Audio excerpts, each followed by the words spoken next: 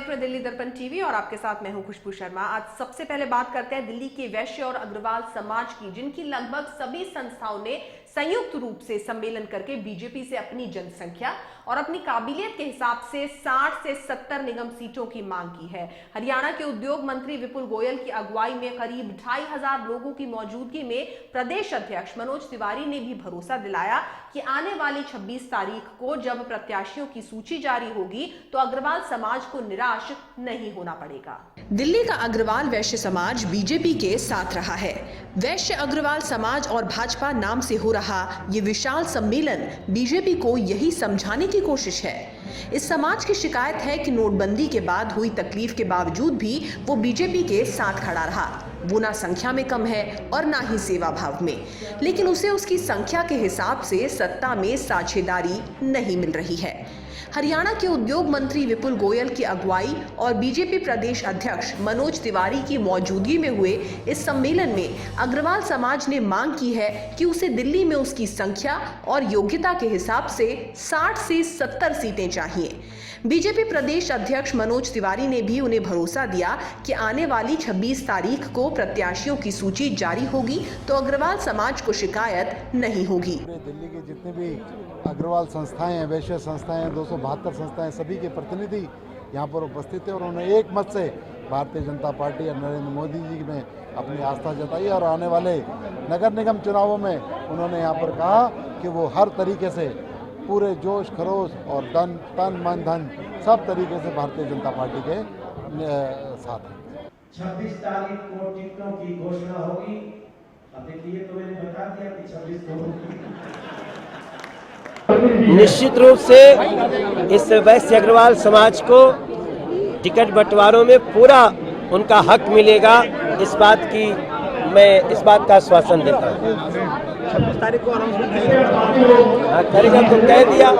BJP प्रदेश अध्यक्ष मनोज तिवारी को भरोसा दिलाया गया कि अग्रवाल समाज केवल कारोबार में ही आगे नहीं रहता बल्कि दिल्ली के विकास में भी आगे रहता है। देश भर में 25 करोड़ आबादी वैश्य समाज की है। बीजेपी ने जहां जहां से उन्हें टिकट दी वो कामयाब रहे हैं, फिर भी उन्हें सत्ता में सम्मानजनक साथ नहीं मिला। इस सम्मेलन के जरिए अग्रवाल समाज ने अपनी शक्ति भी दिखाई और अपनी शिकायत को भी सामने रखा, लेकिन मनोज तिवारी ने भी उन्हें गोलमोल जवाब भी दिया।